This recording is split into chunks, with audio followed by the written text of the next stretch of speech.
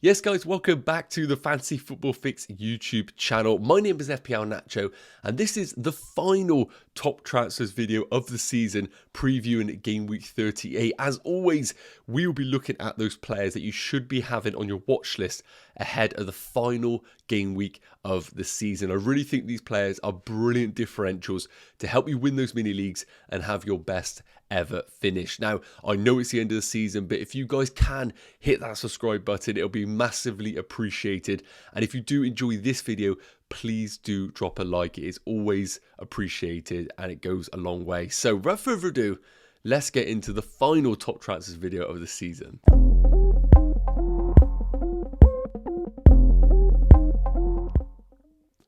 So first up, we are going to be looking at Roy Hodgson's men at Crystal Palace. And importantly, those midfielders that have proved to be excellent value under the tenure of Roy Hodgson. And those are going to be Eze, Elise, and I can't believe I'm saying it, Jordan Ayew, all under the 6 million price bracket. And really affordable assets for those managers that are potentially looking at that kind of price bracket. I really think these are the players that we need to be targeting right now. Now, Crystal Palace are in a position where they are safe, and the opponent that they're playing in Nottingham Forest have also confirmed their safety for next season in Nottingham Forest. And I really do think this is a fantastic fixture to have some sort of FPL investment in, because Crystal Palace under Roy Hodgson have been putting up some decent attacking numbers, and these three in particular have been at the heartbeat of everything good in that team. And Nottingham Forest, on the other hand, are in a position where I could see them being very much in a beach mode where they know they've got their safety covered. They don't have to focus on getting a do or die victory in this game. And I think the pressure is off, meaning that the floodgates could open potentially for both teams. Now, looking at these players in isolation, Eze has been the one that has been catching the headlines recently for being in amongst the goals and assists. And I do throw back to a few game weeks prior where people were deciding whether to go for Elise or Eze.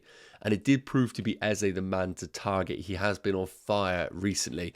And those underlying numbers do suggest that as well. He's top for expected goals per 90 since the World Cup at 0.26, which is completely overshadowing Elise's 0.09 and Ayew's 0.11. And in terms of expected assists, there shouldn't be any surprises here that Elise leads the way at 0.21. We have become accustomed to him being the chance creator in this Crystal Palace team. But Eze and Ayew with some okay numbers at 0.11 and 0.1 apiece. But again, the chances that are falling to in this team are Eze at 0.32 big chances per 90. And I really do see the attraction with going for an Elise and Ayew based on a differential perspective. But with Eze's ownership also being quite low in comparison to other FPL options out there, I still think this is the man to target in this Crystal Palace team. The underlying numbers are in his favour. Importantly, he's on penalties because, of course, Zaha is ruled out for the rest of this season, being this one game week. And I know the predicted points are slightly favouring Elise at 4.2. But if I had to pick one for a 1 week punt, I would feel more comfortable going in the 4-man in Eze rather than both Elise and Jordan Ayew. And I really do think as well, for those managers that are looking to ship out maybe one of their Brighton midfielders who have a tricky away game against Aston Villa, I think maybe a sideways move from someone like a McAllister or a Solly March / Matoma to an Eze is a really nice 1 week punt. And I think it could really benefit your teams in this game week in isolation. But let me know in the comments, which of these three Crystal Palace players would you go for in your game week 38 teams? So, moving on to what I would class a more established team who offer some other fantastic attacking players that I think are proven to be amazing differentials going into the final game week of the season. Now that is going to be Mikel Arteta's Arsenal boys, who have had a really, really disappointing ending to the season. It shouldn't overshadow the fact that Arsenal have had a fantastic season this year, but just falling short at the final hurdle. And I really do think that Arsenal are going to want to go out with a bang at home against Wolves, whose away record has been awful in comparison to their home record. Now, it's worth noting, Arsenal are feeling like they are crawling over the line right now. They've only won one of their last 3 home matches, one of those being against Chelsea, which, to be honest with you, doesn't really count, as Chelsea are terrible. However, I do think Arsenal should be on everybody's radars right now. Roll back about 2 months ago, everybody had at least one Arsenal attacker in their team, whether it be Saka plus Odegaard or even the amazing value in Martinelli. But as other teams have had double game weeks, Arsenal players have been the makeshift position for us to get those Brighton assets, to get those Man United assets. And I really do think if you're in a position where you're targeting a midfielder, Saka, Odegaard or Trossard need to be right up there on your watch list. Now, as I said, the home fixture against Wolves, I personally think is a really good fixture on paper. I know it's been disappointing recently for Arsenal, but I expect them to go out with a bang. And if I was to pick one right now, if you have the funds available, I know Saka has been disappointed in the last 3 game weeks. In the last 3 games, he's only put up an XG per 90 of 0.1 compared to Odegaard's 0.25. I still would put my trust in Saka, especially being on the penalties in this Arsenal team. But that's only if you have 8 million available to your side. If you don't have those funds available, I think the next best option is going for Odegaard. His numbers in both the XG and XA department have been incredibly consistent throughout the season, even in the last 3 games where Arsenal struggled. And at 6.8 million, I would prefer Odegaard over Trossard, as I really can't sit here and guarantee you Trossard is going to get considerable game time in this game week 38 fixture. We could potentially see Mikel Arteta give some game time to those players that haven't necessarily had it, in the likes of maybe Reece Nelson or even Smith Rowe if he is deemed fit for the game week 38 fixture. But with the likes of Saka and Odegaard, I really do view these two players as guaranteed game time in this fixture, whether it be 70, 75 or even the full 90 minutes.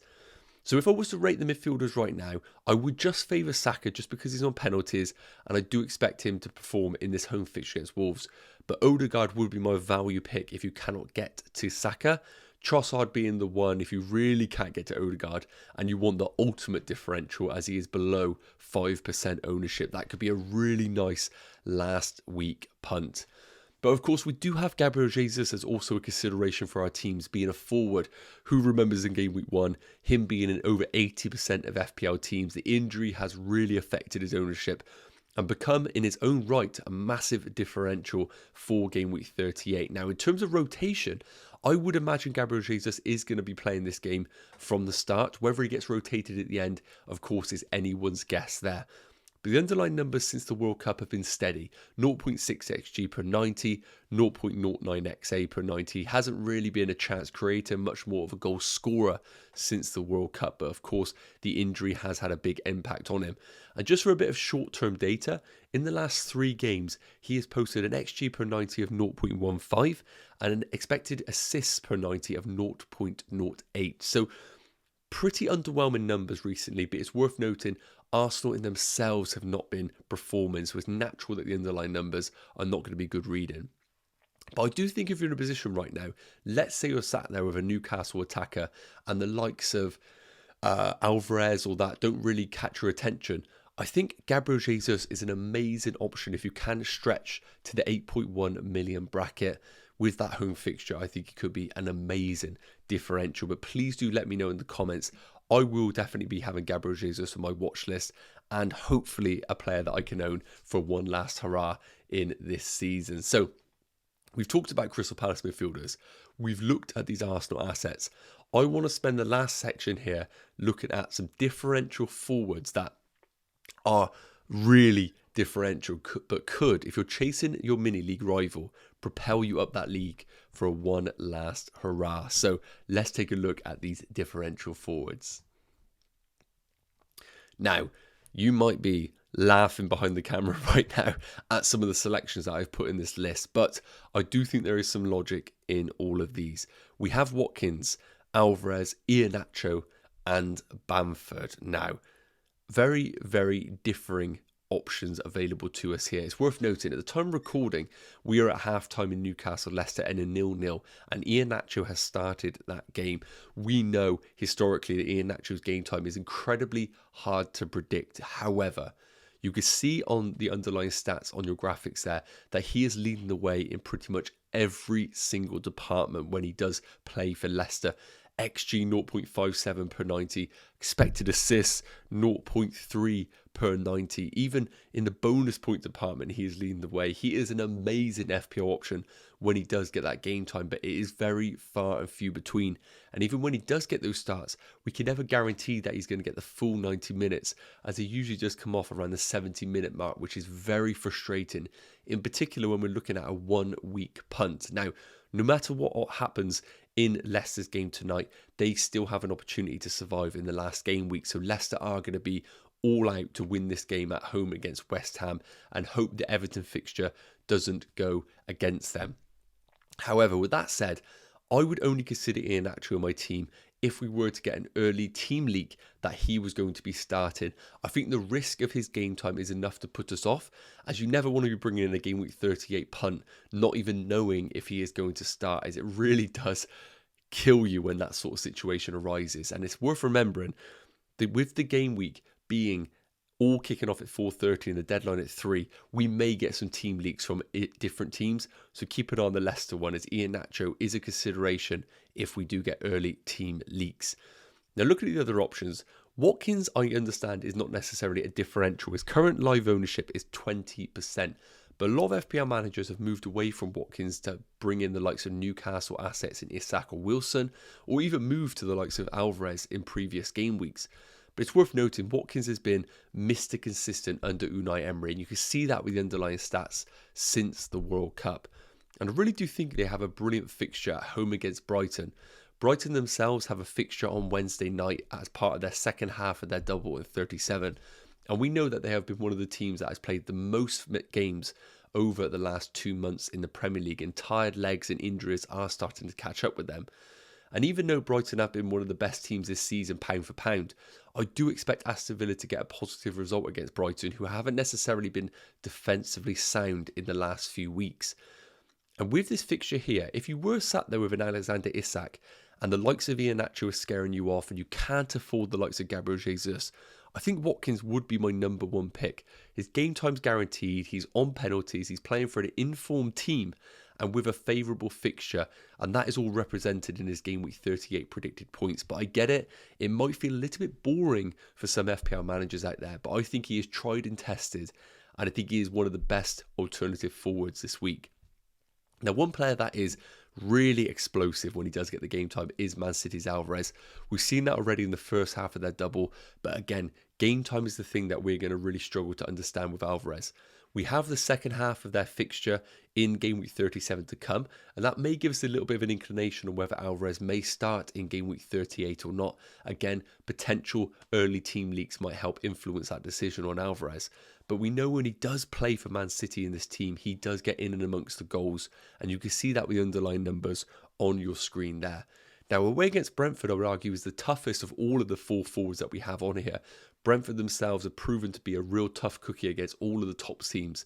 And with Man City fully focused on the FA Cup final and the Champions League final, I'm not expecting a Rolls-Royce Man City performance in game week 38, with a lot of their attentions being forward for those 2 cup finals. And although I think if Alvarez starts, he's a fantastic pick, I wouldn't be surprised in their last home fixture of the season, Brentford get a positive result against maybe a heavily rotated Man City team. Last up, probably the biggest punt of them all is going to be Patrick Bamford under Big Sam, the man who accumulates so many fantastic big chances but simply can't put the ball in the net from time to time. Now, it's worth noting, he is currently yellow flagged ahead of game week 38, but I really do like Patrick Bamford as a 1 week punt if we were to get confirmation that he is available. Tottenham have conceded some of the most goals this season, over 60 goals conceded this year. And with Leeds basically needing a victory to give themselves any chance of survival in the Premier League, we know that they're going to be fighting to the end from an attacking perspective. And with Tottenham conceding 3 goals at home against Brentford, I do think there are plenty of opportunities for Leeds to damage Spurs in this fixture, who for themselves have pretty much nothing to play for. Now, of course, with Bamford, it always comes back to the same thing. Is he fit? Is he available? And unless we got concrete evidence from Sam Allardyce that he is fit, I probably wouldn't advise moving towards Patrick Bamford. But if we were to get an idea that he was fit and raring to go, and we got early team news that he was available, I think he could be an amazing differential for those FPL teams. So Look, if I had to rank these right now, and I get it, some of these might be boring, I would probably put them as Watkins number 1 because we know he's going to start, and I think it's a fantastic fixture from an attacking perspective. I probably would have Alvarez ahead of both Nacho and Bamford, but that would be dependent on early team news. And I am a little bit worried about Man City turning up against Brentford. And of Nacho and Bamford, even though I have hyped up Bamford, I would favour Nacho. But again, the minutes are slightly against him. But please, let me know in the comments, which one of these alternative fours would you target in your Game Week 38 teams? So, guys, that is going to wrap up the last top transfers video of the season. That just leaves us to say thank you so much for tuning in regularly to these top transfer videos. I really hope they're providing some value to you guys throughout the season, and I massively appreciate your support in every single one of those, alongside the live streams that we've been doing on Friday. And we will be doing a final live stream this Friday to answer any of your questions that you have ahead of the Sunday Game Week 38 deadline. So please do check out that live stream. Get involved in the chat. It'd be awesome to see that, and I will catch you in the next video. Take care. Cheers.